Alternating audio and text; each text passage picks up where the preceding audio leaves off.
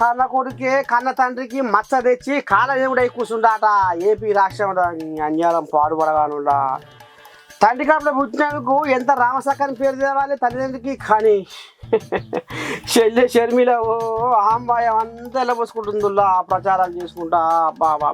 అమ్మ మరి చిన్న సన్న కథ చేయలేదట జగన్ అయ్య. ఆయన చేసిన ఉద్ధారకం ఏందో ఇందా పారి చెల్లె షర్మిల నోట.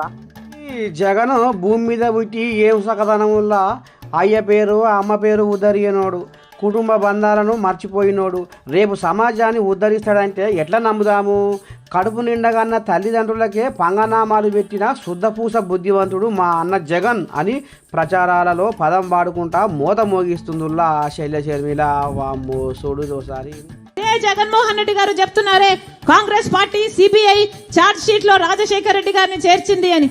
ఇంతమంది ముందు చెప్తున్నా, ఈరోజు సిబిఐ రాజశేఖర్ రెడ్డి గారి పేరును సిబిఐ కాంగ్రెస్ తో చేర్చలేదు. రాజశేఖర్ రెడ్డి గారి పేరుని చేర్చింది నిజానికి జగన్మోహన్ రెడ్డి గారి లాయర్. జగన్మోహన్ రెడ్డి గారి లాయరే.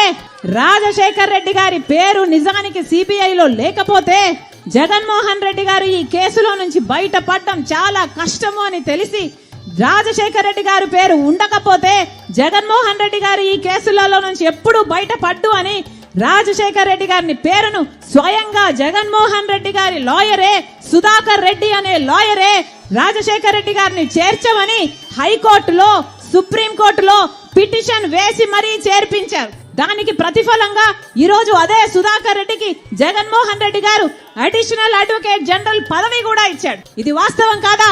ఇది వాస్తవం కాదా? జగన్మోహన్ రెడ్డి గారు ప్రజలకు సమాధానం చెప్పాల్సిన అవసరం ఉంది. అంతేకాదు, మమ్మల్ని తిట్టిపోస్తున్నారే పగలు రాత్రి, ఒకసారి మిమ్మల్ని మీరు పరీక్ష చేసుకోండి. ఈరోజు సౌభాగ్యమ్మ సైతం ఎందుకు ఇచ్చారు టికెట్? నా భర్తను చంపిన వాళ్ళకి అని ఎంత ఆవేదనతో మీకు లెటర్ రాసినా కూడా మీ మనసు చెలించలేదు అంటే మీ ఛాతిలో ఉన్నది గుండెనా బండనా? చూసినారులా నక్క కూసి నాశనం తెచ్చు అన్నట్టు స్వయాన కన్న తండ్రికి ఎంత కష్టం తలపెట్టిండో జగను.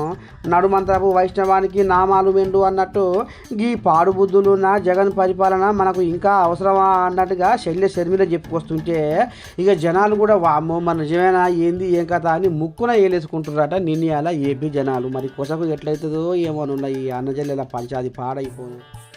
జగన్మోహన్ రెడ్డి గారు చెప్తున్నారే Congress party CBI charge sheet లో రాజశేఖర్ రెడ్డి గారిని చేర్చింది అని.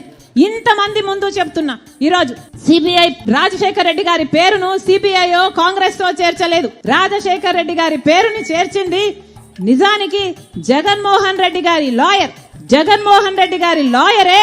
రాజశేఖర్ రెడ్డి గారి పేరు నిజానికి సిబిఐలో లేకపోతే జగన్మోహన్ రెడ్డి గారు ఈ కేసులో నుంచి బయటపడడం చాలా కష్టము అని తెలిసి, రాజశేఖర్ రెడ్డి గారి పేరు ఉండకపోతే జగన్మోహన్ రెడ్డి గారు ఈ కేసులలో నుంచి ఎప్పుడు బయటపడ్డు అని రాజశేఖర్ రెడ్డి గారిని పేరును స్వయంగా జగన్మోహన్ రెడ్డి గారి లాయరే, సుధాకర్ రెడ్డి అనే లాయరే రాజశేఖర్ రెడ్డి గారిని చేర్చమని హైకోర్టులో సుప్రీంకోర్టులో పిటిషన్ వేసి మరీ చేర్పించారు. దానికి ప్రతిఫలంగా ఈరోజు అదే సుధాకర్ రెడ్డికి జగన్మోహన్ రెడ్డి గారు అడిషనల్ అడ్వకేట్ జనరల్ పదవి కూడా ఇచ్చాడు. ఇది వాస్తవం కాదా?